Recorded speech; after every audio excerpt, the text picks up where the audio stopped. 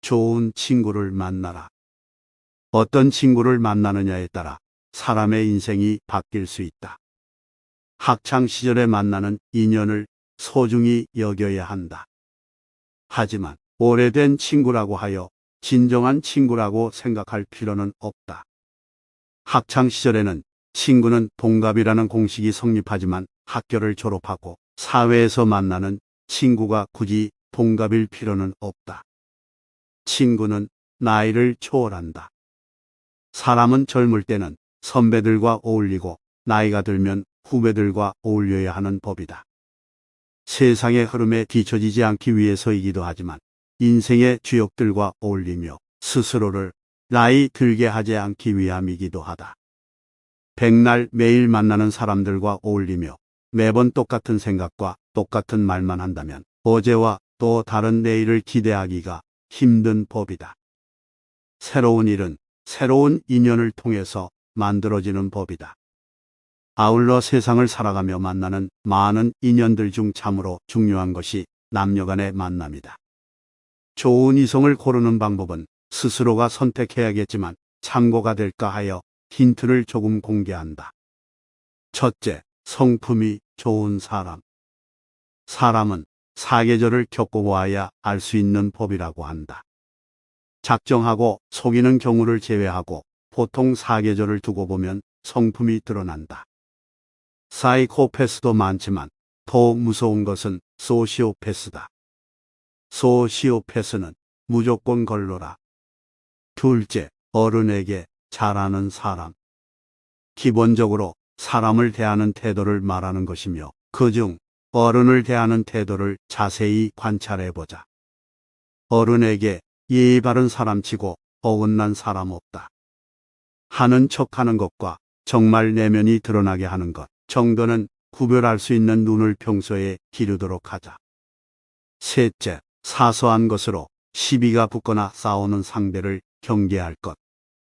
연애 시절 사소한 것으로 자주 시비가 붙거나 그것이 싸움으로 이어진다면 이는 필시 결혼 생활에서도 그대로 이어질 확률이 매우 높다.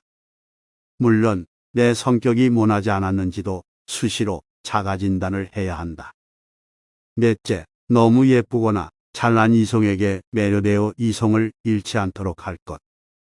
내 눈에 보기 좋은 것이라면 다른 이에게도 보기 좋은 법이다. 가장 좋은 것은 외모도 잘났고 내면도 잘난 것이겠지만 그런 이성을 만나기는 무척이나 힘든 법이다. 그런 이성을 만나고 싶으면 우선 스스로를 갈고 닦아 그런 이성에게 어울리는 사람이 되도록 하는 것이 좋다. 다섯째, 독서와 사색을 즐기는 사람. 책을 가까이 하는 사람을 만나서 손에 올 일이 없다. 독서를 해서 얻는 지식과 기억을 통해 창조와 상상력이 만들어지고 그것은 나를 형성하는 자원이 된다. 독서는 나를 좀 더 나답게 만드는 일이다. 그러니 독서와 사색을 즐기는 상대를 만나 서로에게 도움이 되는 시간을 만들어가는 일이 중요하다. 살아가며 만나는 좋은 친구들 중 동성 친구들도 중요하나 이성 친구도 가리면서 사귀도록 하여 내 인생의 소중한 유산을 만들어 가는 것이 좋다. 좋은 친구를 만나라. 그와 당신의 인생이 바뀔 것이다. 말 습관을 조심해야 한다. 바른 말로 상대도 나도 함께 높이는 지혜를 가지자. 상대를 존중하여 높여준다고 해서 내가 낮아지는 것이 아니다. 상대를 먼저 존중해주는 것은 내가 존중받을 수 있는 씨앗을 뿌리는 것이니 아까워하거나 자존심을 세울 필요가 전혀 없다. 평소 말 습관을 올바르게 사용한다면 득이 될 확률이 많지실이 되지는 않을 것이니 이를 잘 생각하여 예의 있는 말 습관을 가지는 것이 좋겠다. 누구든 상대가 예의 차리는 것을 싫어하는 이는 없을 것이다. 만일 내가 알고 행하는 것이 사실이라고 하더라도 다른 많은 사람들이 그것을 모른다면 내가 사실로 생각하는 것이 상대에게는 오해를 불러일으킬 소지가 있다. 그러니 상황을 잘 살펴가며 말하는 것이 좋다.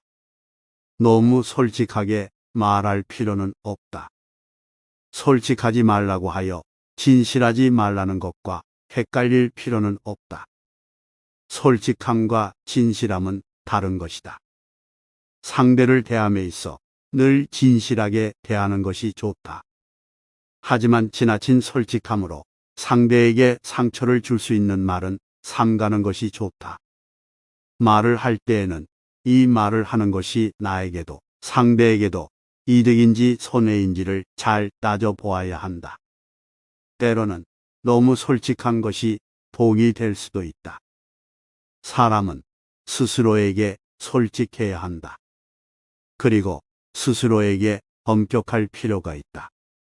그러나 솔직함이라는 단어를 잘못 이해하여 타인에 대한 지적질의 수단으로 삼는 것은 조심해야 한다. 가볍게 말해서는 안 된다. 말은 무거울수록 좋은 법이다.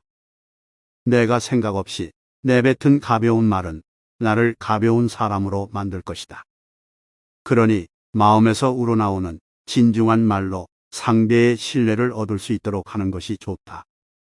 말이 적을수록 좋다지만 좋은 말은 많이 해도 괜찮다. 나의 한마디로 상대를 기쁘게 해줄 수만 있다면 그러한 말은 되도록 많이 하는 것이 좋다. 한마디 말로 사람을 죽이고 살리는 법이다. 총과 칼보다 더 무서운 것이 바로 입에서 나오는 말이다. 늘 말의 무서움을 생각하고 가볍게 말하기 전 다시 한번 생각하는 습관을 가지는 것이 좋다. 욕을 삼가는 것이 좋다. 인격이 바닥을 칠 것이다. 말은 곧 그의 품성을 나타내고 인격을 나타낸다.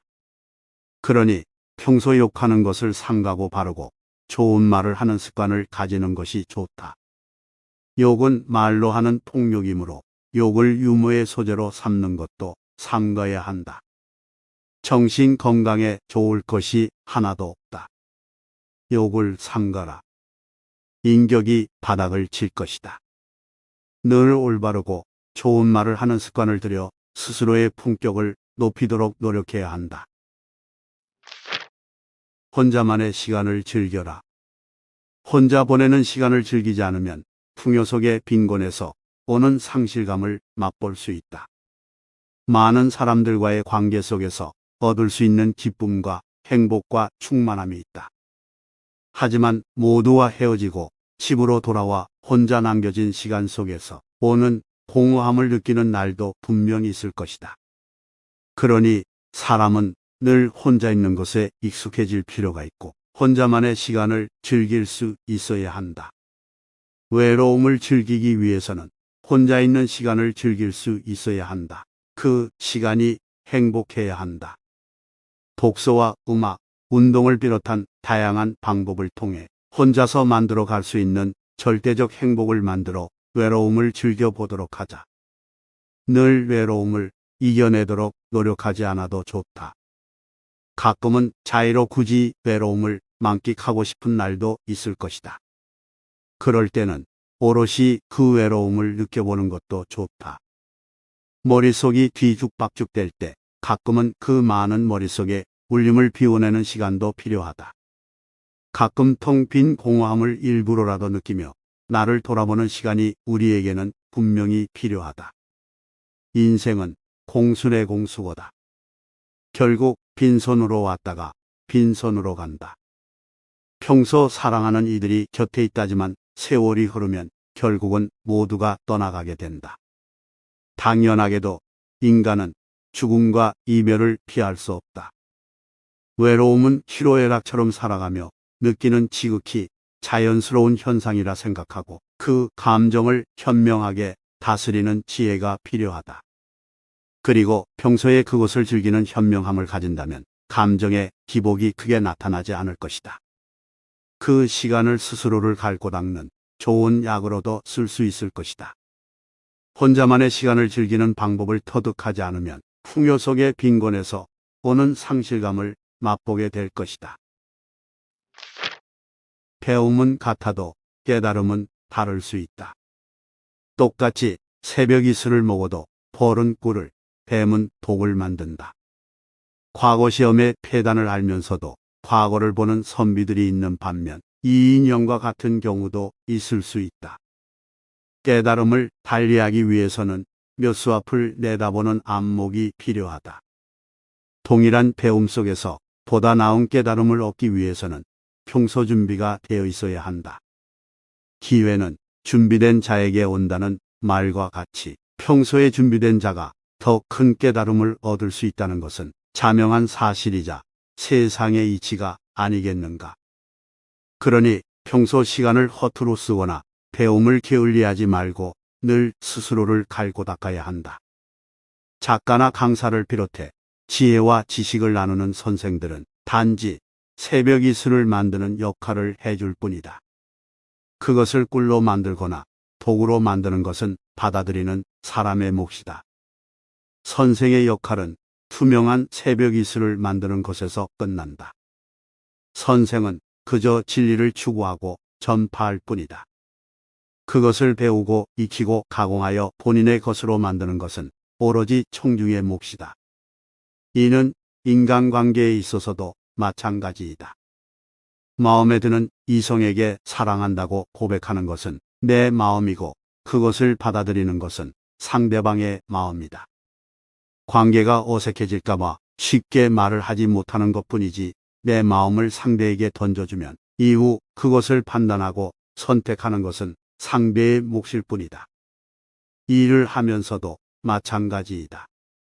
내가 해야 하는 업무는 최대한 빨리 마무리하고 상대에게 넘겨주는 것이 좋다. 그 이후부터는 일을 넘겨받은 상대의 시간이 흐르는 것이다. 홀가분해지고 싶다면 마음이든 일이든 상대에게 넘겨주는 게 좋다. 그 이후로는 상대의 시간 속에서 모든 것이 흐르게 되는 것이다. 가르치기 위해서는 배워야 할 것이고 배운 다음에는 또 가르쳐야 할 것이니 가르침과 배움은 그런 면에서 다르지만 또 같다고 할 수 있을 것이다. 배움은 같아도 깨달음은 다를 수 있다. 많은 가르침과 배움을 통해 나이가 들어서도 나이 들지 않도록 살아가는 것이 좋겠다.